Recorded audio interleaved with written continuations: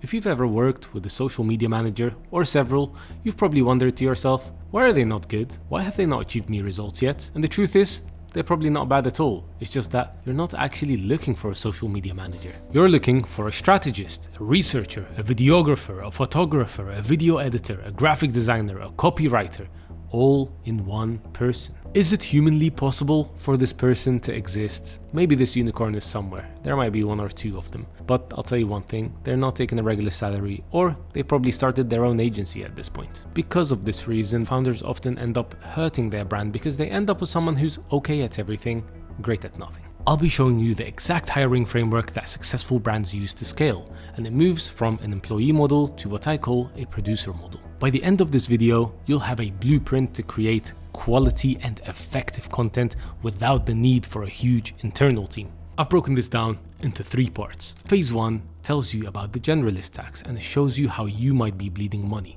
And make sure to stick around for part 3, where I'll be breaking down a specific 2-day sprint strategy. It's a method that allows you to create a month worth of perfectly tailored content, and it's going to change the way your marketing department works forever.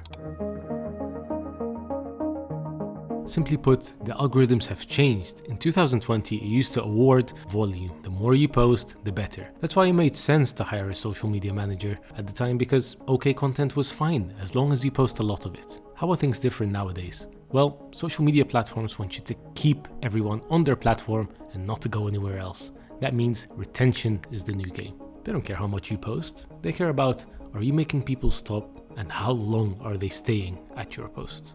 Here's the problem with generalists. They're a 6 out of 10 writer, 6 out of 10 videographer, 6 out of 10 editor. You would think that that means he's gonna get 60% of the views, but it doesn't. It gets 0, because the competition is better and people would rather watch that. And this is what I call the Generalist Tax. You pay someone 4K a month, they work really hard, but the lighting is average, the hook is average, the pacing is random, and it ends up getting no reach. So at best, for 4K, you populated your social media pages with up-to-date content. In order to do well today, you need tailored content. Someone that understands metrics and analytics. And frankly, there is no one that's a 10 out of 10 at all vital parts of production. So stop paying the generalist tax, stop paying for volume that no one ends up seeing. Reallocate your budget from maintenance to mastery. Here's the fundamental difference between the two roles. A social media manager's main KPI is consistency. They need to make sure that the feed doesn't die, whilst a strategist's KPI is to make sure that they have a large impact. Essentially, it means, how do I move people from what is this to I want this? Now, before I tell you exactly what a strategist does and how they think, I need to warn you about the consistency trap.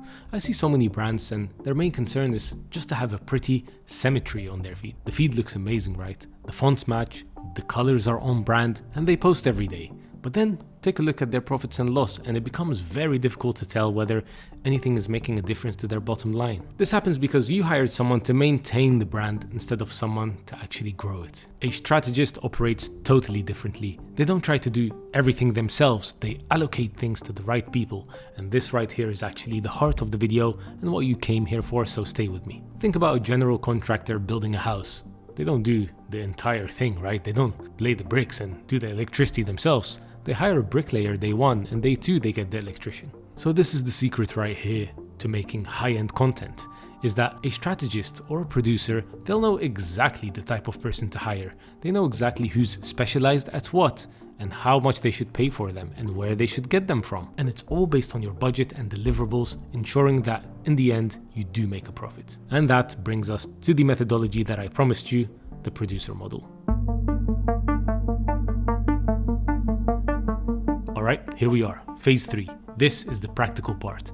The biggest complaint I usually get is, so I can't afford a full-fledged production team. I can't get a DOP, a director, an editor, a lighting guy full-time. And I totally understand. This is too expensive for most brands, frankly. The reason top-tier commercials look so good isn't because they keep crew around for 10 years, it's because they hire the exact people they need for a short period of time and then they let them go. Now, let's say you've got 5 to 6K budget per month, and you've got 2 options here.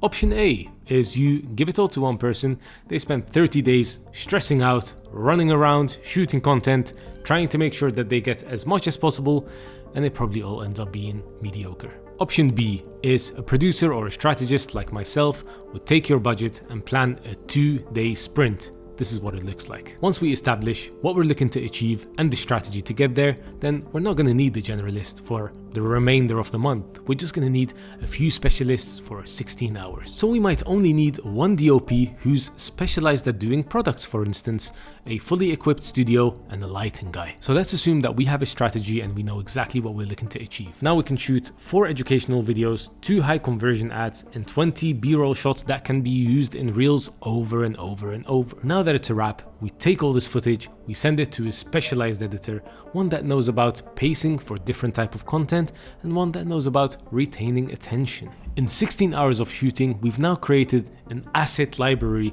that can compete with brands 10 times your size and will last you for the month, if not more. And the best part, you don't need to manage anyone. The assets are there, they're high quality, they're built and made with intent. So stop looking for the unicorn. They simply don't exist. You've got 2 options. You can keep burning through social media managers hoping that you're gonna find the one that can finally do it all. Or you switch to the producer model where you get a head of content internally, or you team up with an external partner, someone who knows how to assemble the right specialists for the job. If you enjoyed today's content and you want to know about the ultimate strategy that I would use if I were to start a brand today, then click the video on the screen.